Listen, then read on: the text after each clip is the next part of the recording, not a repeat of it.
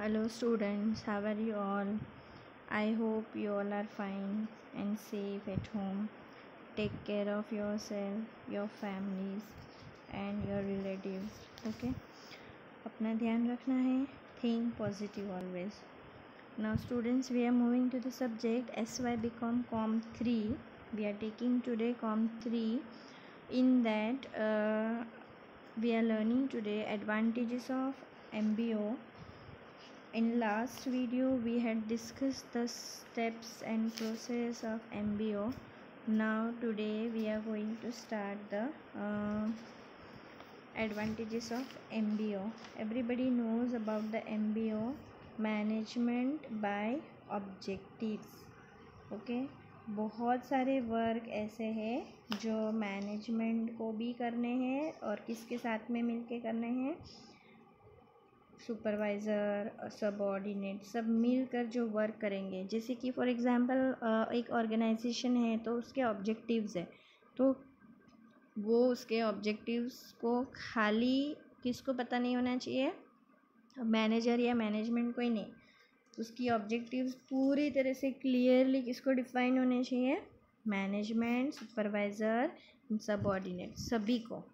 इसके लिए कहते हैं मैनेजमेंट बाय ऑब्जेक्टिव्स. तो उसके स्टेप्स हमने लास्ट वीडियो में लर्न किए थे. So today we are going to advantages कि भाई ये करना क्यों है, सबको हमें ऑब्जेक्टिव्स क्लियरली डिफाइन करके फ़ायदा क्या है. एक ऑर्गेनाइजेशन में सभी पीपल, स्मॉल से स्मॉल वर्कर से लेके मैनेजमेंट के पर्सन तक सभी को ऑब्जेक्टिव्स क्लियर होना ज़रूरी है. Why, what is the benefit. So we are learning that benefit कि क्यों सबको पता होना चाहिए और सबको क्लियर होना चाहिए ताकि सब अपना काम अच्छे से कर सकें. तो first is aids planning. Okay, so MBO techniques facilitates planning. Actually MBO इसीलिए किया जाता है, ऑब्जेक्टिव सभी को इसलिए पता होना चाहिए ताकि वो प्रॉपर वे में बिजनेस को क्या कर सके, plan. So the management and subordinate carefully analyse the internal environment and external environment.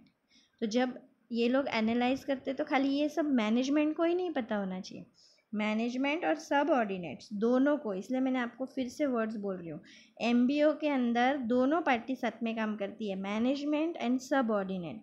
Both parties are working together and carefully analyze the internal and external environment. And the analysis of internal and external environment, and that time they are going to start the SWOT analysis. मैंने आपको last उसमें भी बताया था.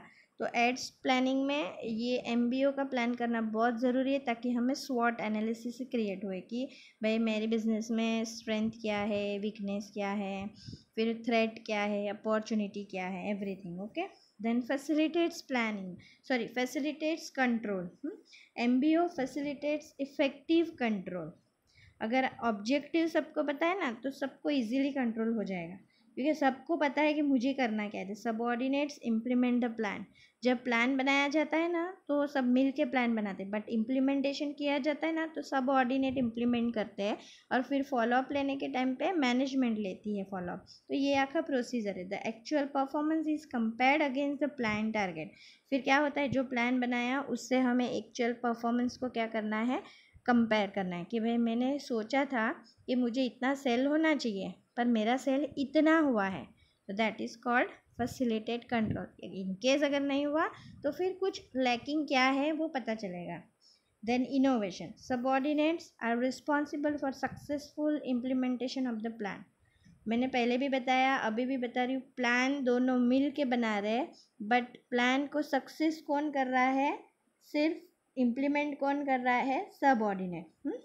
तो plan को implement करने का काम सब ऑर्डिनेट का है, बट उसमें कुछ भी चेंजेस या उसमें इनोवेशन है कि नहीं, वो टारगेट के हिसाब से है कि नहीं, वो चेक करने का काम मैनेजमेंट का है. सो इनोवेशन करना बहुत ज़रूरी है. देखो MBO रहेगा तो इनोवेशन ऑटोमेटिक आ जाएगा. कॉरपोरेट इमेज भी वैसे ही कनेक्टेड है कि आपको ऑब्जेक्टिव बराबर पता है, आपका प्लान बराबर जा रहा है, इनोवेटिव वर्क है, तो ऑटोमेटिक आपकी इमेज भी क्या होती है, मार्केट में गुड क्रिएट होती है. So MBO involves proper planning and controlling of activities. Subordinate gate active support from superior and top management. Superior और टॉप मैनेजमेंट क्या करते हैं, सबऑर्डिनेट को प्रॉपर वे में क्या करते हैं, सपोर्ट करते हैं। ओके तो कॉर्पोरेट इमेज तो अच्छी बननी ही बननी है, जब लोग मिलकर काम करते हैं ना तब ऑटोमेटिक सक्सेस होता है। Then team work, next is तो team work is also connected कि भाई MBO है तो अभी सबको पता है कि ये मेरा ऑब्जेक्टिव है और इसको अचीव करना है, तो सब लग पड़ते हैं उसके ऊपर, बोलते हैं ना इस यही वर्क करना है, यही वर्क करना है, कुछ भी करके हमें हमारा ऑब्जेक्टिव क्या करना है, कंप्लीट करना है। तो उस टाइम पे जो वर्क होता है ना वो कैसा वर्क होता है, टीम वर्क, क्योंकि इसमें मैनेजमेंट भी इन्वॉल्व होती है और सबऑर्डिनेट सुपरवाइजर सब इन्वॉल्व होते हैं, ठीक है। Then optimum use of resource है, it's very simple and it's very easy. MBO technique facilitates optimum use of resources. The management and employees carefully set up the targets in result area according to frame plan. जिस तरह से plan किया गया उस हिसाब से अगर work करते हैं तो जितना भी रिसोर्सेस है वो रिसोर्सेस इजीली क्या कर सकेंगे, आप यूज़ कर सकेंगे। फिज़िकल रिसोर्सेज की जब मैं बात करूँ ना तो आपके पास 3 टाइप के रिसोर्सेज होते हैं ऑर्गेनाइजेशन में, physical resources, capital resources. Physical resources very simple, जो फिक्सचर फर्नीचर्स जो भी इन्वेंट्रीज है ना वो physical resources. Then capital resources, आपने जितना भी पैसा उसमें डाला है, वर्किंग कैपिटल हो या फिक्स कैपिटल। मैन पावर यानी आपके पास जो ह्यूमन रिसोर्स बोलते हैं उसको, और मैन पावर भी बोलते हैं कि कितने स्मार्ट और टैलेंटेड और एक्टिव लोग आपके साथ वर्क करते हैं। तो इस तीन तरह के रिसोर्सेज होते हैं एक ऑर्गेनाइजेशन के अंदर, तो वो भी क्या हो जाएगा, यूज़ ऑप्टिमम, यानी सभी रिसोर्सेज का यूज़ क्या होएगा, ऑप्टिमम यूज़ होगा। Then next is motivation. फिर MBO से ही क्या मिलता है, मोटिवेशन। जब मैनेजमेंट सबऑर्डिनेट के साथ वर्क करने लगे ना तो सबऑर्डिनेट को ऑटोमेटिक क्या मिलता है, मोटिवेशन मिलता है। रिमेंबर, मैनेजमेंट जब सबऑर्डिनेट के साथ वर्क करने लग जाए तो सबऑर्डिनेट को बहुत बड़ा मोटिवेशन मिलता है। MBO techniques enable the firm to attain higher performance. MBO अगर किया ना टेक्निक यूज़ तो फिर हायर परफॉर्मेंस मिलेगा आपको in effective planning and control, and subordinates are motivated to fulfil the responsibility to achieve the target. Subordinates क्या हो जाते हैं, मोटिवेटेड हो जाते हैं to fulfil their responsibilities. Okay so due to the performance the management motivate subordinate by higher incentives. Motivation 2 type के होते हैं, सभी को पता है। मॉनिटरी इंसेंटिव्स मिलता है और नॉन मॉनिटरी इंसेंटिव्स। पैसे देके भी हम किसी को मोटिवेट कर सकते हैं और पोस्ट देके भी हम तारीफ़ करके पोस्ट बढ़ाकर भी हम क्या कर सकते हैं, मोटिवेशन दे सकते हैं। देन कॉन्सेंट्रेशन इन की रिजल्ट एरिया। जब आप MBO टेक्निक यूज़ करते हो ना तो आपका पूरा कॉन्सेंट्रेशन कहाँ पर जाएगा, की रिज़ल्ट एरिया में, कि भाई मेरा की रिज़ल्ट क्या है, to achieve the goal, to achieve the objectives, to fulfil my goals and objectives. ये क्या हो जाता है, key result area. So under MBO goal are set in a key result area. MBO में गोल्स जो हो गए वो की रिज़ल्ट एरिया पे सेट किए जाएंगे कि भाई ये गोल है और ये मेरा रिज़ल्ट है, मतलब ये गोल अचीव करना, मेरा रिज़ल्ट आना चाहिए। तो marketing, finance and human resources activities are directed to attain the goal. कोई भी एक्टिविटी की जाएगी ऑर्गेनाइजेशन में उसका एम यही होगा, कॉन्सेंट्रेशन यही होगा कि to achieve the objectives, that is key result area. Okay then next is succession planning. So under MBO technique junior manager, जो सीनियर मैनेजर भी होता है और एक जूनियर मैनेजर भी होता है। So junior managers develop good skills in planning, organising, directing and controlling while handling their task under the guidance of senior managers. Senior manager की गाइडेंस के अंदर जूनियर मैनेजर को क्या आ जाती है, गुड स्किल आ जाती है, उसमें एक डेवलप होती है गुड स्किल, जिससे वो प्रॉपर वे में प्लानिंग करता है, फिर वो प्रॉपर वे में ऑर्गेनाइजिंग, डायरेक्टिंग, कंट्रोलिंग, सब एक्टिविटीज़ वो प्रॉपर करता है। So MBO techniques facilitate succession planning in the organisation. इसीलिए ऐसा कहा गया कि जो भी प्लानिंग होता है एमबीए टेक्निक के अंदर वो मोस्ट प्रोबेबली सक्सेशन प्लानिंग होता है, क्योंकि इसमें कैसा है सीनियर और जूनियर एक दूसरे से लड़ाई झगड़ा नहीं कर रहे हैं, मतलब फाइटिंग नहीं हो रही है, कंट्रोवर्सी क्रिएट नहीं हो रही है, कन्फ्लिक्ट्स क्रिएट नहीं हो रहे, बट क्या हो रहा है senior manager is trying to help junior manager and senior manager is trying to develop good skills in junior manager in different areas, तो इससे बहुत बेनिफिट होता है। That is succession plan. And then last is competitive advantage.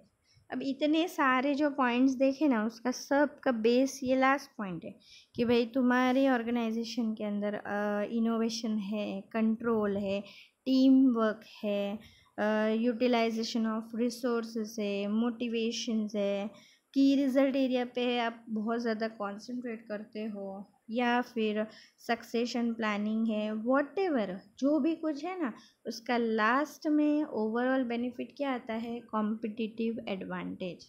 आप market के अंदर stand हो सकते हो, खड़े रह सकते हो, मतलब किसके सामने, कॉम्पिटिटर्स के सामने।